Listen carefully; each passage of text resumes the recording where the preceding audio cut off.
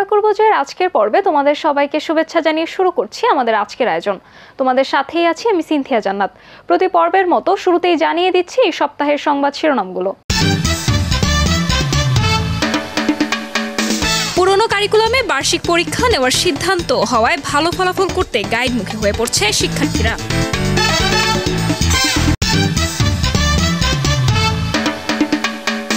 রাজধানীর ধোলপুরের সিটি পল্লীর বাসিন্দাদের উচ্ছেদের পর থেকে কষ্টে জীবনযাপন করছে সেখানকার মানুষেরা।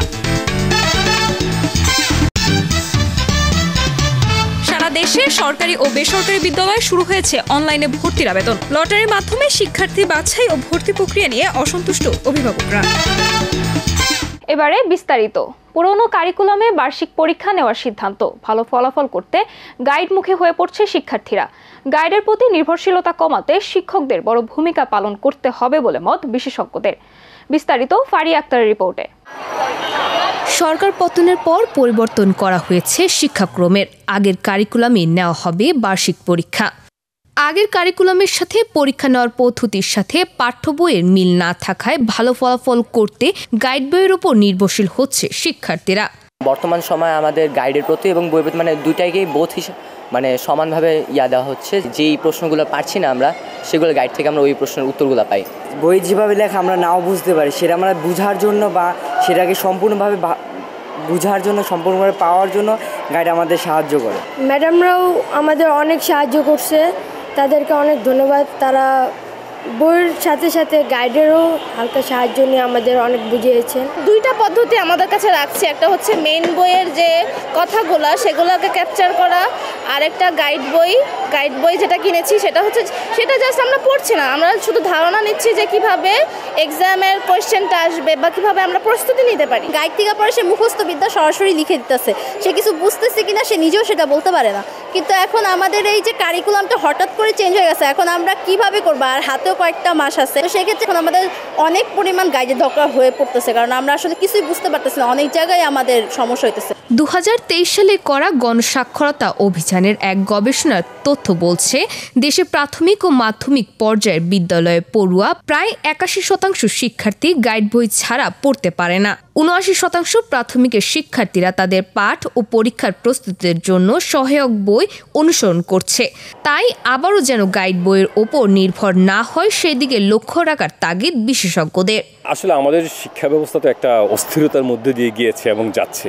তো সরকারও নতুন করে আবার কারিকুলামগুলো চেঞ্জ করে আবার পুরাতন কারিকুলামকে আবার মডিফাই করে সামনে এগোনোর চেষ্টা করছে। তো এখন এরকম একটা বিক্ষিপ্ত অবস্থায় আসলে এর ইম্প্যাক্ট কিন্তু শিক্ষক, শিক্ষার্থী, গার্ডিয়ান সবার উপরে পড়ে। তো যার কারণে একটা টেনশন কাজ করে যে কী করবে। কেউই আসলে সঠিক দিক নির্দেশনা পাচ্ছে না, গাইডলাইন পাচ্ছে না, কী করা। তো সব কিছু মিলিয়ে আসলে এক ধরনের অস্থিরতা চলছে।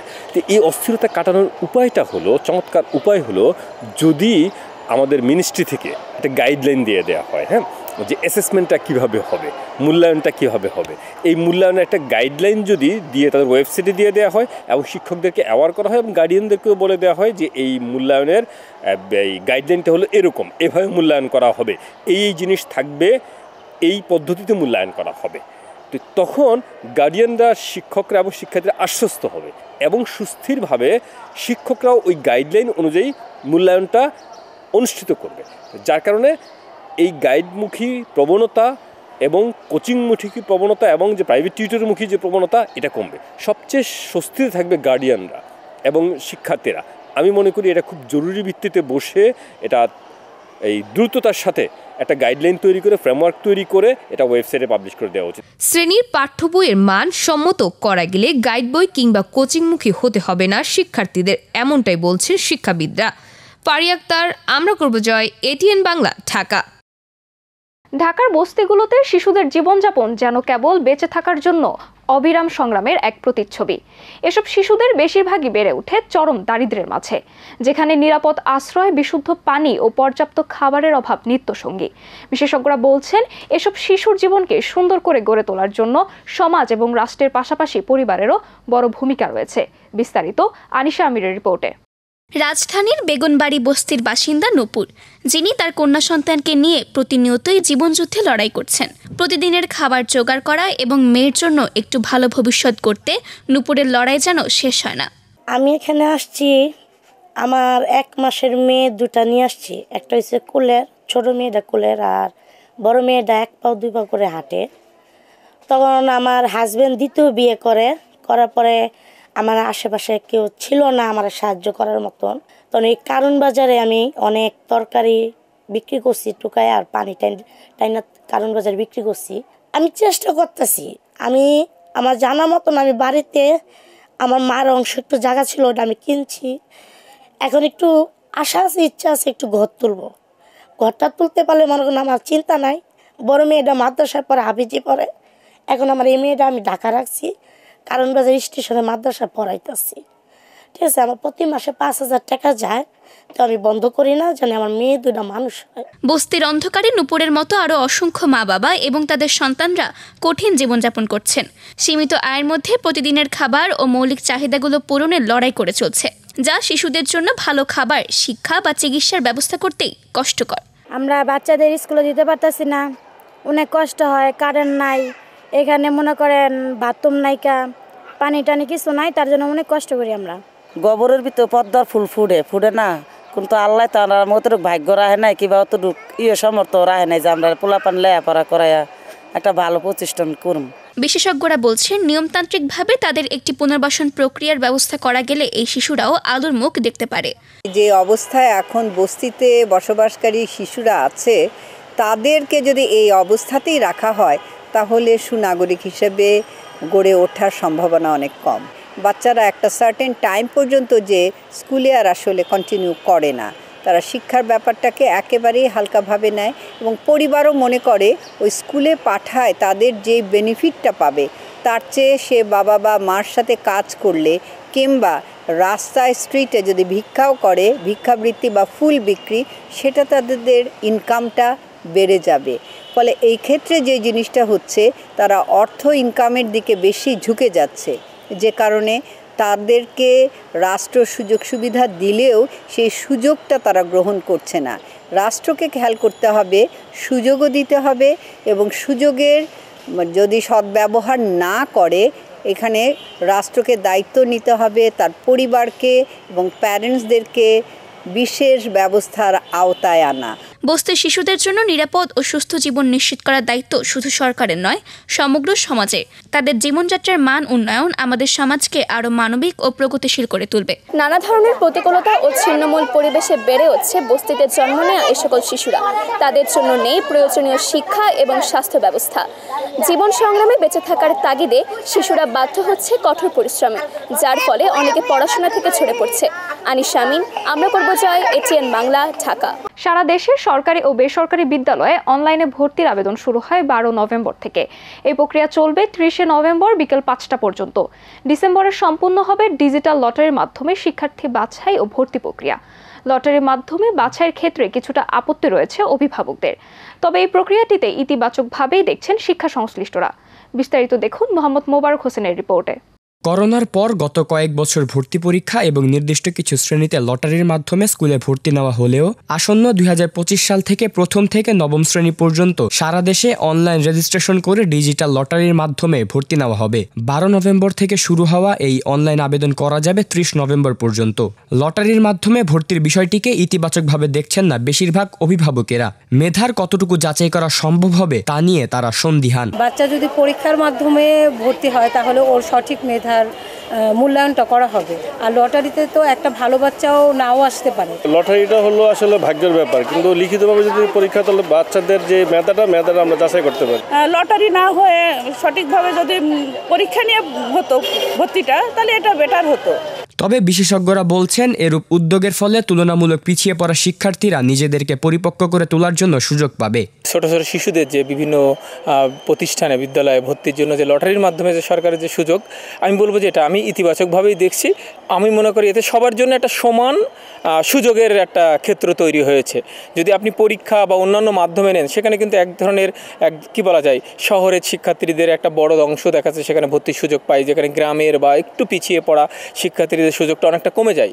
আর লটারি মানে সবার জন্য, যদি সেটা সত্যিকার অর্থে ভালোভাবে হয়, সবার জন্য একটা সমান সুযোগ সৃষ্টির একটা বড়, আমি বলবো যে ক্ষেত্র তৈরি হয়েছে। এটা আমি ইতিবাচকভাবেই দেখছি। সরকারি বেসরকারি স্কুলে ভর্তির ক্ষেত্রে 68% কোটা, এর মধ্যে সবচেয়ে বেশি 40% ক্যাচমেন্ট এরিয়া কোটা। ছোট ছোট শিশুদেরকে আমরা বড় বড় যুদ্ধক্ষেত্রে না পাঠিয়ে দিয়ে তাদেরকে বিভিন্ন প্রতিষ্ঠানে ভর্তির সুযোগ দেওয়ার পর তাদের ভিতরে যে মেধা আছে সেটাকে যদি আমরা বিকশিত করার চেষ্টা করি, সেটাই হবে যথাযথ বা যৌক্তিক। এবছর সরকারি বিদ্যালয়ে আসন রয়েছে 1,08,404টি, আর বেসরকারি বিদ্যালয়ে রয়েছে 10,08,151টি। গত 12 নভেম্বর থেকে সরকারি বেসরকারি স্কুলগুলোতে ভর্তির আবেদনের কাজ শুরু করা হয়। এবারে এই আবেদন কার্যক্রম চলবে চলতি মাসের 30 তারিখ পর্যন্ত। ডিজিটাল লটারি পদ্ধতিতে এবারে ভর্তি কার্যক্রম পরিচালনা করা হবে। তবে এই পদ্ধতিতে কতটুকু মেধার যাচাই করা সম্ভব হবে তা নিয়ে যথেষ্ট সংশয় রয়েছে জনমনে। মোহাম্মদ মোবারক হোসেন, আমরা করব জয়, এটিএন বাংলা, ঢাকা। 2 বছর আগে উচ্ছেদ করা হয় রাজধানীর ধলপুরের সিটি পল্লীর বাসিন্দাদের। উচ্ছেদের পর থেকে কোনো রকম মাথা গোজার মতো ঘরে বসবাস করছে এই সকল মানুষেরা। এই কলোনির নারী ও শিশুরা রয়েছে সবচেয়ে বেশি স্বাস্থ্য ঝুঁকিতে। বিশেষজ্ঞরা বলছেন, সকলের মতো এই জনগোষ্ঠীর জীবনমান উন্নয়নে সরকারকে দ্রুত ব্যবস্থা গ্রহণ করতে হবে। বিস্তারিত ফারিয়া আক্তারের আরও একটি প্রতিবেদনে। প্রায় 2 বছর আগে রাজধানীর যাত্রাবাড়ির ধলপুরের বস্তিটি উচ্ছেদ করা হয়, যার ফলে ভাসমান হয়ে পড়েছে সিটিপল্লীর প্রায় 230টি পরিবার। সিটি কর্পোরেশনের পরিচ্ছন্নতা কর্মী ও তামিল ভাষাভাষী পরিচ্ছন্নতা কর্মীদের পুনর্বাসন করা হলেও সিটিপল্লীতে বসবাস করা এই সকল মানুষদের জন্য এখনও কোনো ব্যবস্থা নেওয়া হয়নি। উচ্ছেদের পর থেকে জরাজীর্ণ ঘরে বসবাস করছে এই সকল মানুষেরা। 87 সালে হোসেন মোহাম্মদ এরশাদ 1 নং সিটিপল্লী এবং শহরপল্লীতে আমাদের পুনর্বাসিত করে। এরশাদ সাহেব আমাদের দানপত্র দলিল হস্তান্তর করেন, আমাদের জন্য 99 বছরের জন্য এখানে পুনর্বাসিত করেন। কিন্তু ঢাকার দীর্ঘদিন আমরা দিন মজুর কাজ করে খাই, যাকে যাকে টিয়া পড়ে, যার যারা আহারে করে। রাত্র হইলে, দিন হইলে কাজে বেরোতাম, রাত্র হইলে আয়া বাসার ভিতরে একটু ঘুমাইতাম। কিন্তু ঢাকার দক্ষিণ সিটি কর্পোরেশনের ফজলে নূর তাপস কি জন্য উনি এখানে যানবহনকারী করার জন্য, সিটি কর্পোরেশনের গাড়ি যানবহনকারী করার জন্য মেগা প্রকল্পের নামে আমাদের 2000 পরিবারের ভিতরে আমরা ভূমিহীন পরিবার আমাদের উচ্ছেদ করলো। শিশু কিশোরদের লেখাপড়ার জন্য একটি মাত্র বিদ্যালয় থাকলেও সেটিও বন্ধ দীর্ঘদিন ধরে। পড়াশোনা কেন করতে পারো না? সিঁড়ি বলে ভেঙে দিছে দেখা। তো স্কুল নাই এখানে? না, স্কুল বাইরের স্কুলে গেলে নিতে চায় না, কয় বস্তির পোলাপেন আঙ্গুর স্কুলে নেয় না, কইয়া খেদায় দেয় স্কুলে। বিদ্যুৎ, বিশুদ্ধ পানি, স্যানিটেশন ব্যবস্থা না থাকায় স্বাস্থ্য ঝুঁকিতে রয়েছে নারী ও শিশুরা। অনেকে যে জায়গায় কাজ করে হেগর জায়গায় যাই আমরা জ্বালা যন্ত্রণা করি, অনেকে মায়া করে একটু পানি দেয়। সমতে বৃষ্টির পানি গাড়ায় পানি জমইছে, ওই পানি সমতে খাই, যদি পানি না দেয়। কোনো কিছু নেই আমাকে এখানে। আর আমাকে যদি এতন খেদাইতে চায় আমরা এতন যাম না, আমরা আমাকে জায়গায় থাম। আমরা অনেক কষ্ট করে রয়েছি।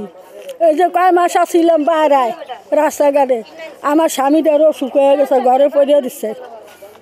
কেউ কোনো হেল্প করে না, কোনো সাহায্য করে না, কিছু না। এই পরিবারগুলো নিম্ন আয়ের হওয়ায় কলোনির বাইরে বাসা ভাড়া নিতে গেলেও বাদ বাঁধে তাদের পরিচয়। সুইপার বলে বাসা ভাড়া দিতে চায় না কেউ। এত গরিব আমরা সিটিপল্লীর, দিন আনি দিন খাই। আমি রিক্সা চালাই, গোড়ের লাগে কি না কি, সত্য কথা কিছু না। দিন আনি দিন খাই, 6,500 টাকা ভাড়া চায়, 5,000 টাকা নিচে ভাড়া নাই, আমাকে ভাড়া দিতে চায় না। বিশেষজ্ঞরা বলছেন, সকলের মতন এই জনগোষ্ঠীর জীবনমান উন্নয়নে সরকারকে কাজ করতে হবে এবং পুনর্বাসনের ব্যবস্থা করতে হবে। যে কাউকে উচ্ছেদ করতে হলে এটা একটা আমাদের সামাজিক, মানবিক এবং মৌলিক অধিকারের কথা যদি বলি, উচ্ছেদ করার পূর্বে অবশ্যই তাদের পুনর্বাসনের একটা ব্যবস্থা করা উচিত। সরকারি কর্মকর্তা কর্মচারীদের জন্য যেমন থাকে, ঠিক তেমনিভাবে কর্মকর্তা কর্মচারীদের মতে, যেহেতু তারাও তো আসলে সরকারি কর্মচারী, ফলে তাদের জন্য আবাসনের ব্যবস্থাটা করা উচিত। রাজধানীর সিটিপল্লী, যেখানে প্রায় 34 বছর যাবৎ এখানে বসবাস করেন তারা, তবে কোনো ধরনের নোটিশ ছাড়াই তাদেরকে উচ্ছেদ করা হয়, যার কারণে দীর্ঘদিন যাবৎ খোলা আকাশের নিচেই বসবাস করছেন সন্তান সহ পুরো পরিবার। এই মানুষগুলোর একটাই আশা, কোনো রকম তাদেরকে বেঁচে থাকার জন্য যেন ছাদটুকুর ব্যবস্থা করে দেওয়া হয়। ফারিয়া আক্তার, আমরা করব জয়, এটিএন বাংলা, ঢাকা। ঢাকার সরকারি স্কুলগুলোতে শিক্ষক সংকট দেখা দিয়েছে। শিক্ষক না থাকায় পড়াশোনায় বড় ধরনের প্রভাব পড়ছে, যা শিক্ষার্থীদের ভবিষ্যৎ উন্নয়নকেও বাধাগ্রস্ত করতে পারে। তাই সংকট কাটাতে উদ্যোগ নেওয়ার পরামর্শ বিশেষজ্ঞদের। বিস্তারিত নওশিনের রিপোর্টে।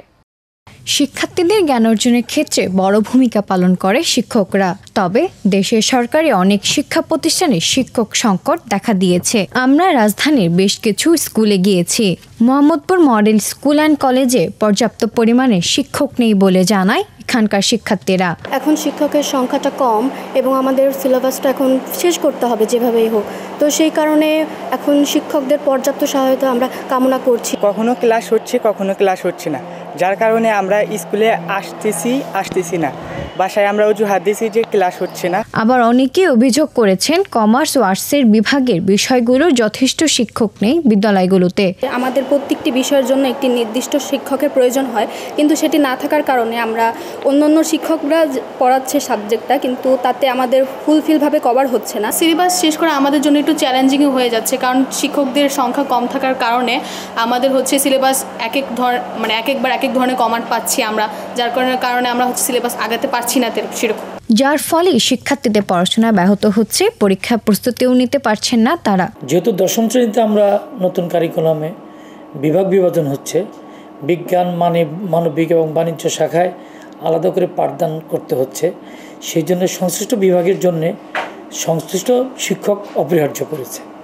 সেই ক্ষেত্রে এখন আমরা বাণিজ্য বিভাগের শিক্ষক সংকটে আছি। উপস্থিতি কমে যাচ্ছে, যখন কোনো পাঠদানে বিঘ্ন হয়, যখন কোনো ক্লাস মিস হয়, ওদের আগ্রহ কমে যায়। ইভেন ওদের পড়াশোনার যে সিলেবাস, সেই সিলেবাসটি কাঙ্ক্ষিত সময় শেষ হয় না, যে কারণে রেজাল্টও আমাদের কাঙ্ক্ষিত হচ্ছে না। বিশেষজ্ঞদের মতে শিক্ষক সংকট শিক্ষার্থীদের মানসিক ও শিক্ষাগত উন্নয়নের উপর দীর্ঘমেয়াদী বিরূপ প্রভাব ফেলছে। এখন এই শিক্ষক যদি না থাকে তাহলে তো এটা আমরা বলবো যে যথাযথ শিক্ষা তো হবেই না, মূল শিক্ষাটাও হবে না।